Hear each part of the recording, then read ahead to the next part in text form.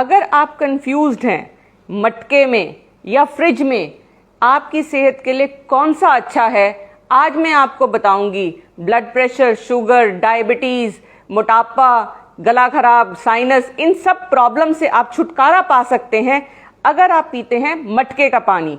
इसकी जो अंदर की बात है कि ये पानी क्यों पिया जाना चाहिए।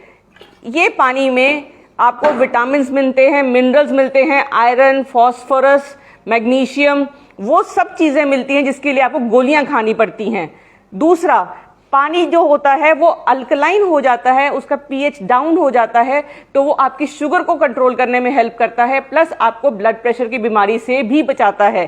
अगर आप 1 महीना मटके का पानी पिएंगे तो आप देखेंगे कि आपके शुगर की प्रॉब्लम और ब्लड प्रेशर की प्रॉब्लम बहुत हद तक कंट्रोल हो जाएगी। इसके अलावा जो आपको फर्क पड़ता है, इसमें बहुत तत्व ऐसे हैं हमारी मिट्टी में जो सूजन पैदा करने वाली चीजें हैं, जो जोड़ों में दर्द पैदा करती हैं, वो उसको कम करता है। जो ये जोड़ों का दर्द है, सूजन है, शरीर का दर्द है, वो इस मटके के पानी से कम होता है। प्लस इसमें जो आयरन मिलता है, खासकर लेडीज में, जो 90% लेडीज हिंदुस्तान में आयरन की डेफिशिएंसी से बीमार रहती हैं या उनमें खून की कमी रहती है, उनको मटके का पानी पीना चाहिए ताकि उनको आयरन मिले। इसके अलावा जो सबसे जरूरी चीज, प्लास्टिक की बोतलों में जो बिस्फिनॉल होता है जिससे डायबिटीज, शुगर और हाइपरटेंशन होती है, वो इस मटके के पानी से आपको नहीं होगा। फिर रहा कि हम फ्रिज का पानी कब पिएं। एक सबसे बड़ा फायदा, आदमियों का जो हार्मोन होता है टेस्टोस्टेरोन, वो मटके के पानी से बढ़ता है। ये एक ऐसी चीज पता करी गई है जो आप लोगों को किसी को नहीं पता होगी। तो जिनको भी अपनी स्फूर्ति बढ़ानी है, आदमियों को खासकर, उनके लिए मटके का पानी बहुत अच्छा है। इसके अलावा एसिडिटी भी कम करता है। फिर रहा कि आजकल क्या खाना हमें इन मटके के, मिट्टी के बर्तनों में बनाना चाहिए या नहीं। मिट्टी के बर्तन बहुत अच्छे हैं अगर हम खाना इनमें बनाते हैं, क्योंकि इसमें 100% न्यूट्रिशन सेव होता है। इसमें मिनरल्स हैं, आयरन है, और इसमें जो कलर है सब्जी का वो बिल्कुल मेंटेन रहता है।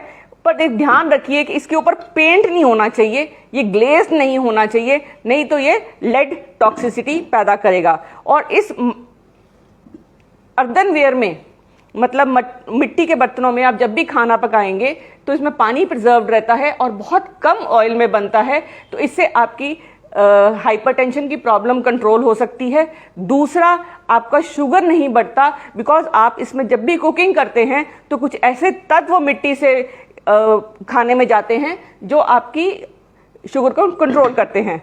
एक सबसे जरूरी चीज, आजकल हम सारे जने फल खाते हैं, लेकिन बहुत सारा इंसेक्टिसाइड, पेस्टिसाइड हमें पता है कि इन फलों के ऊपर लिया जाता है। और इन सब से बचने के लिए मैं आपको एक तरीका बताऊंगी एंड में। उससे पहले मैं आपको ये बताऊंगी कि हम फ्रिज में क्या क्या गलतियां करते हैं। फ्रिज हम सबके घर में होता है। फ्रिज में हम एक तो बर्फ जमाने के काम आते हैं, बर्फ के अलावा हम बहुत सारा खाना इसमें स्टोर करते हैं। हम जो गलतियां करते हैं फ्रिज में, अंडे डालते हैं साइड में, ये सबसे गलत चीज है। अंडे हमें पीछे की तरफ डालने चाहिए। दूसरी बात, हम फल और सब्जियां इकट्ठे डालते हैं एक ही क्रिस्पर में, जो कि अलग अलग डालने चाहिए। फल अलग डालने चाहिए, सब्जियां अलग डालनी चाहिए, बिकॉज फलों में से इथाइलिन नाम की गैस प्रोड्यूस होती है जो सब्जियों पे असर करती है। दूसरा, कभी भी ठूस ठूस के नहीं भरेंगे अपने फ्रिज को। फ्रिज को हर 2 महीने में एक बार साफ करेंगे गर्म पानी से या पानी में सिरका डालकर। और दूसरी बात, सारा फ्रिज खाली करेंगे, सारी ट्रेस बाहर निकालेंगे, जितना सामान है उसको थोड़ी देर के लिए कूलर में रखेंगे और उसके बाद फ्रिज अपना साफ रखेंगे। जितना आप फ्रिज अपना साफ रखेंगे उतना आपको सैल्मोनेला, टाइफी और बहुत सारी बीमारियां, और खासकर लोग ये सोचते हैं कि बर्फ में बैक्टीरिया नहीं उगता, ऐसा नहीं है। फ्रिज की बर्फ से भी गला बहुत जल्दी खराब होता है। ठंडा पानी आपने बिल्कुल नहीं पीना, इससे आपको हार्ट की प्रॉब्लम हो सकती है, आपको डाइजेशन की प्रॉब्लम हो सकती है, और प्लस ठंडे पानी का जो सबसे बड़ा नुकसान है, ये आपका मोटापा बढ़ाता है। तो ध्यान रखिए कि आपको जब भी पानी पीना है तो आप मटके का पानी पिएंगे और बनाएंगे आप मिट्टी के बर्तनों में। अब आई बारी हमारी कि हम इन फलों में से और सब्जियों में से हम कैसे निकालेंगे पेस्टिसाइड। बहुत ही सिंपल तरीका है। आप या तो मीठा सोडा यूज कर सकते हैं या आप विनेगर यूज कर सकते हैं।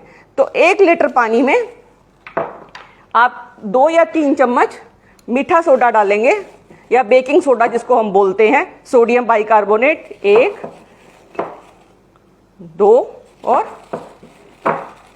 3। इसको घोलने के बाद ये पानी में घुल जाएगा।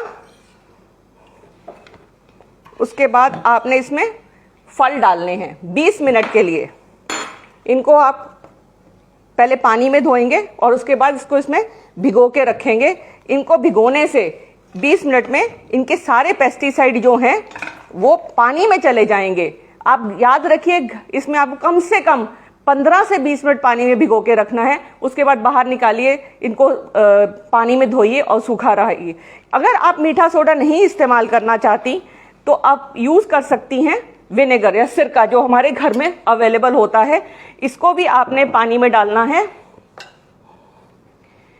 विनेगर में सिर्फ एक ही प्रॉब्लम है, थोड़ी सी इसकी स्मेल रहती है, तो इसलिए अगर आप विनेगर नहीं डालना चाहती तो बेस्ट सोडा बाइकार्ब है या मीठा सोडा या बेकिंग सोडा है।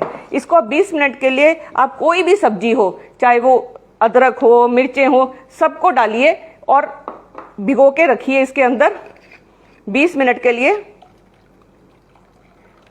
और ये देखा गया है रिसर्च से कि इनका सबका जो पेस्टिसाइड का लेवल है वो ऑलमोस्ट 0 हो जाता है।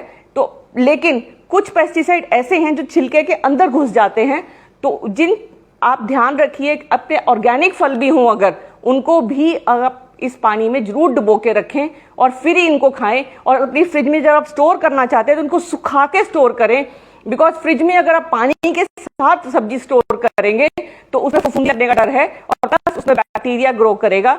दूसरी बात, जो फ्रिज में फल और सब्जियां हैं वो कभी भी इकट्ठे एक ही क्रिस्पर में ना रखें।